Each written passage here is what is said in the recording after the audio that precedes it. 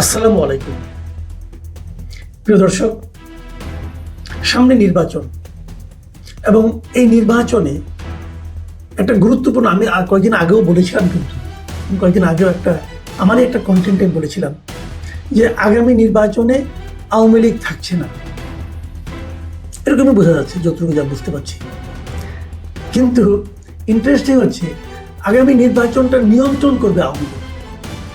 মানে আগামী নির্বাচনটা কেমন হবে সেটা আওয়ামী লীগের উপর নির্ভর করবে, এবং এটা নিয়ে আমি নানা ব্যাখ্যা দিয়েছি এবং সেই ব্যাখ্যাগুলো আপনারা নিশ্চয়ই আমার মনে আছে, আপনাদের খেয়াল থাকার কথা। এটা আমি গত মাসেই করেছিলাম। এখন তার নমুনা আমরা অলরেডি দেখতে শুরু করেছি। নমুনা একাধিক আছে, আজকে একটা নমুনা নিয়ে কথা বলব। সেই নমুনাটা হলো বিএনপির মহাসচিব মির্জা ফখরুল ইসলাম আলমগীর। উনি ঠাকুরগাঁও সদর উপজেলার মোহাম্মদপুর ইউনিয়নে একটা মত বিনিময় সভায় উনি অংশ নিয়েছেন প্রধান অতিথি হিসেবে আজকে মঙ্গলবার 11ই নভেম্বর। এবং সেইখানে প্রধান অতিথির বক্তব্য দিতে গিয়ে তিনি একটা কথা বলেছেন। সে কথাটা হলো, আমি আপনাদের কথাটাকে হু পড়ে শোনাচ্ছি।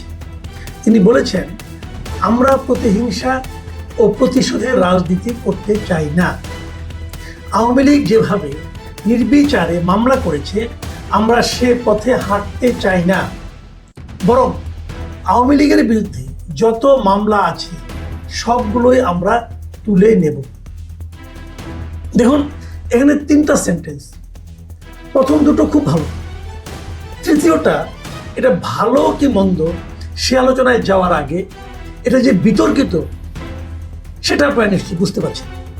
আমি আবার ব্যাখ্যাটা করি যে বরং আওয়ামী লীগের বিরুদ্ধে যত মামলা আছে সবগুলো আমরা তুলে নেব।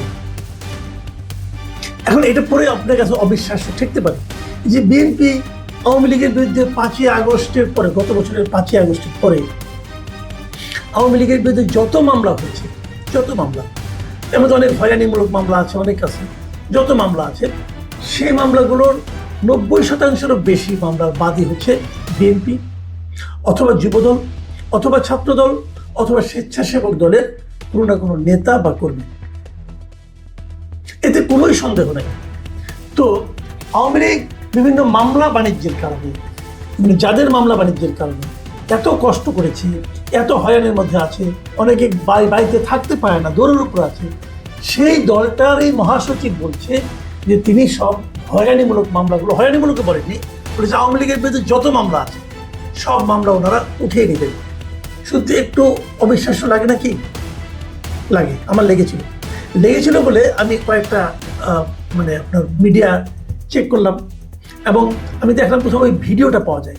আমি ভিডিওটা পেয়েছি একটা জাগো নিউজে, আমি এটার ভিডিওটা পেলাম এবং সেই ভিডিওটা আমি দেখলাম এবং সেটাকে আমি ডাউনলোড করে রাখলাম যে পরবর্তীতে যাতে নাকি যদি কেউ চ্যালেঞ্জ করে আমি দেখাতে পারবো। আমি দেখলাম উনি এই কথাগুলো হু বলেছেন। তো এটা শোনার পর আবার তাৎক্ষণিক প্রতিক্রিয়া কি? তাৎক্ষণিক প্রতিক্রিয়া হলো, উনি যদি বলতেন যে যত হয়রানিমূলক মামলা আছে এগুলো আমরা তুলে নেব, তাহলে আমি কেন, আমার তো মনে হয় সবাই খুশি হতেন। কারণ হয়রানিমূলক মামলার মানেই তো হচ্ছে যে কাউকে হয়রানি করার জন্য মামলার আশ্রয় নেওয়া। মানে ওটা আসলে মামলাই না, কেবল হয়রানি। তো আপনি হয়রানি কেন করবেন? আপনি কাউকে হয়রানি করতে পারেন না, নিজের দলের লোককেও পারেন না, আওয়ামী লীগকেও পারেন না, জামাতকেও পারেন না, এনসিপিকেও পারেন না, কাউকে আপনি হয়রানি করবেন কেন? হয়রানি করাটা তো কোনো ভালো কথা না। আর যিনি অন্যায় করেছেন তার বিরুদ্ধে মামলা হবে, সেই মামলা যেই অন্যায় করুক তার বিরুদ্ধে মামলা হবে এবং সেই মামলার সর্বোচ্চ সাজাই হওয়া উচিত, যথাযথ সাজাটাই হওয়া উচিত আমি মনে করি, সেটা হবে। তো মামলা যদি লিগাল হয়, মামলা যদি ভ্যালিড হয়, যদি কেউ অপরাধ করে থাকে তার মামলা যদি আপনি তুলে নিতে চান, এটা কিন্তু একজন ঘুষ হয়ে যাচ্ছে, এটা কিন্তু আপনি ভালো কাজ চাচ্ছেন না। আর হয়রানিমূলক মামলা যদি আপনি উদ্যোগ করতে চান, সেটা ভালো কাজ, সমস্যাটা কি? তো এইটুকু আমার মোটামুটি একটা মূল্যায়ন। কিন্তু সমস্যা যেটা হলো, এর কিছুক্ষণ পরেই আমরা একটা বিবৃতি পেলাম। সেই বিবৃতিটা দিয়েছেন বিএনপির অফিস থেকে, বিএনপির সহ দপ্তর সম্পাদক অ্যাডভোকেট মোহাম্মদ তাইফুল ইসলাম টিপু। উনি সিগনেচার করে সন্ধ্যায় একটা বিবৃতি পাঠিয়েছেন বিভিন্ন মিডিয়াতে এবং সেখানে মির্জা ফখরুল ইসলাম আলমগীর বলেছেন যে গণমাধ্যমে নাকি ওনার বক্তব্য ভুলভাবে উপস্থাপন করা হয়েছে। তো আমি কিন্তু এই ধরনের আশঙ্কা করেছিলাম যে উনি এটা বলবেন, কিন্তু বলবেন কি হবে এটা আমি বুঝতে পারলাম না, কারণ আমি তো এই বক্তব্যটা শুনেছি। গণমাধ্যম যারা লিখেছে, আমি একাধিক পত্রিকার বক্তব্যটা দেখেছি, ওনার বক্তব্যটা সবাই দেখেছে এবং সবাই মিলিয়ে নিয়েছে কিনা আমি জানি না, অনেক জায়গায় ভিডিওটাও আছে। এবং আজকে যখন ওনার এই বক্তব্যটা পেলাম আমি এটা আবার মিলিয়ে নিলাম এবং আমি ধারণা করেছিলাম এরকম কিছু একটা হবে, কারণ আমাদের পলিটিক্যাল লিডারদের এ ধরনের একটা প্রবণতা, এ ধরনের একটা অভ্যাস কাজ করে যে বলার সময় খেয়াল করে না, কিছু একটা বলে ফেলে, পরে হয়তো কোন জায়গা থেকে চাপে পড়ে, অথবা কেউ সমালোচনা করে, অথবা কেউ ধমক দেয়, কোনটা হয়েছে ওনার ক্ষেত্রে বলতে পারবো না, অথবা উনি নিজেই বুঝতে পেরেছেন এটা যে বললাম, বলে ঠিক করলাম, বুঝে পরে উনি একটা বিবৃতি দিলেন। এবং সেই বিবৃতিতে তিনি কি বলেছেন সেটাও আপনাদেরকে পরিষ্কার। তিনি বলেছেন, আমি আমার বক্তব্যে বলেছি যে আমরা প্রতিশোধের রাজনীতি করতে চাই না, আওয়ামী লীগের মতো হয়রানিমূলক মামলা করতে চাই না।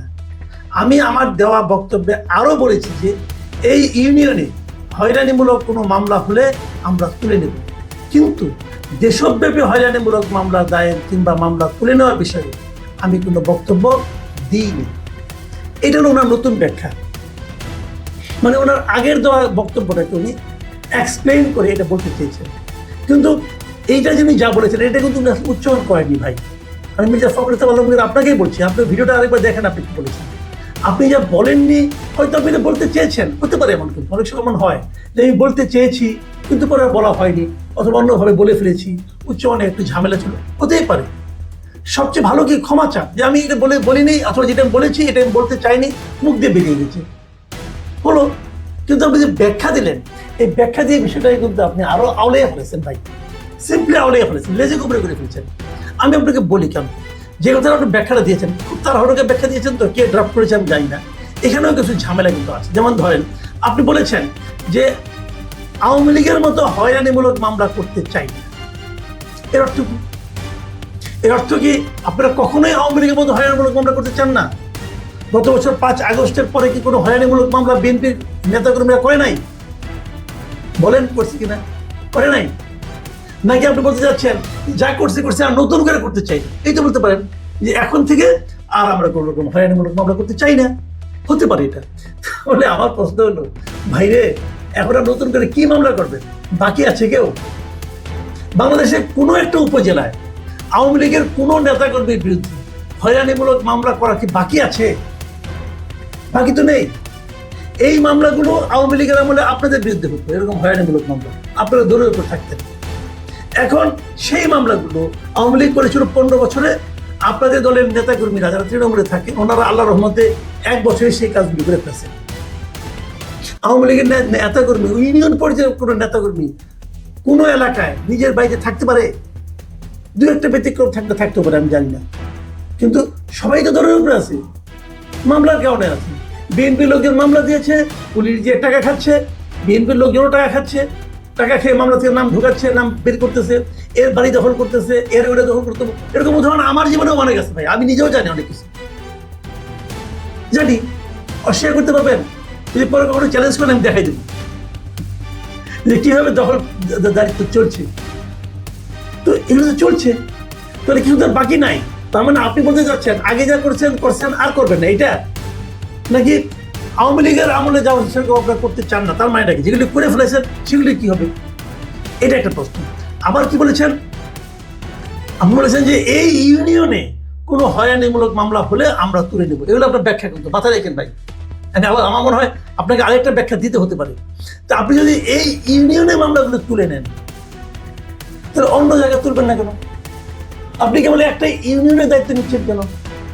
যদি হয়রানিমূলক মামলা হয়ে থাকে দেশে যত জায়গায় হয়েছে আপনি সবগুলো তুলে নেওয়ার কথা বলেন, কারণ আপনি তো ওই একটা ইউনিয়ন বিএনপির মহাসচিব না রে ভাই, আপনি তো সারা দেশের বিএনপির মহাসচিব।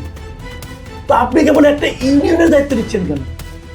আচ্ছা মানলাম ওইটা আপনার নির্বাচনী এলাকা ইউনিয়ন, ওখান থেকে আপনার ভোট দরকার, তো আপনার কি ওই একটা ইউনিয়নে ভোট দিয়ে জিতবেন? আপনার উপজেলায় আর ইউনিয়ন নাই, সেই ইউনিয়নগুলির দায়িত্ব কে নেবে? আপনি কেবল ওই একটা ইউনিয়নে হয়রানিমূলক মামলাগুলো তুলে নেবেন, অন্য অন্য ইউনিয়নে যদি হয়রানিমূলক মামলা হয়ে থাকে সেগুলি কে তুলবে? সেগুলি তোলার কথা বলছেন না কেন? সেটা তো বলা দরকার। ভাই আমার মনে হচ্ছে ভাই আপনার সমস্যাটা কি আমি বুঝতে পারছি না, মাথা হলে গেছে কিনা জানি না, কিন্তু আমার কথা হলো এরকম হয় যখন নাকি আপনি একটা কথা বলেন সে কথা থেকে ব্যাক করতে চান তখন উল্টাপাল্টা ব্যাখ্যা দিয়ে দিন, উল্টাপাল্টা ব্যাখ্যা দিলে আপনি আরো আওড়াই দেবেন। আমি খুশি হতাম যদি আপনি বলতেন যে সারা দেশে যত হয়রানিমূলক মামলা হয়েছে আমরা সবগুলো প্রত্যাহার করে দেব। আমি বুঝি আপনি এটা কেন বলেছেন। আপনি বলেছেন আওয়ামী লীগের ভোট পাওয়ার জন্য, কারণ আওয়ামী লীগের যে ভোটগুলো আছে সেগুলো তো কোথাও না কোথাও দেবে, এগুলো কিন্তু বিএনপি পাবে বলে মনে হচ্ছিল না। জামাত এগুলো এক ধরনের বুকিং দিয়ে ফেলাইছিল।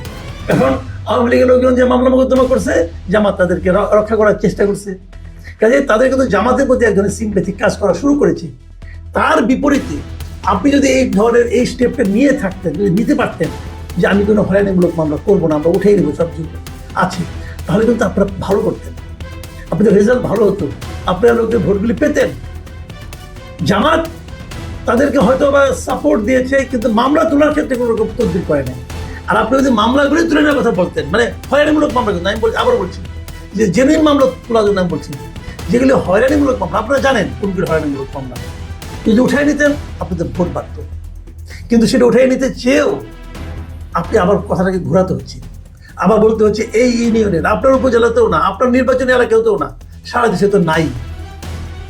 যা হোক, ভুলে একটা ভালো কথা বলেছিলেন, সেই ভালো কথাকে আবার উড্র করতে গিয়ে আরো আওলা বাঁধিয়ে ফেলেছেন। আমি বলবো ভালো কথায় ঠিক থাকুন, ভালো কথায় স্থির থাকুন। হয়রানিমূলক মামলা আপনি যদি তুলতে চান, আপনি দলের আপত্তি করবে কেন? দল তো খুশি হবে, কারণ হয়রানি করবেন না আপনি কাউকে, এটাই তো কথা, আর তো কিছু না। জেনুইন মামলাগুলো থাকুক, তাহলে কিন্তু আমার মনে হচ্ছে এটা হতো প্রপার রাজনীতি। আমি জানি না এভাবে বিএনপি লিডার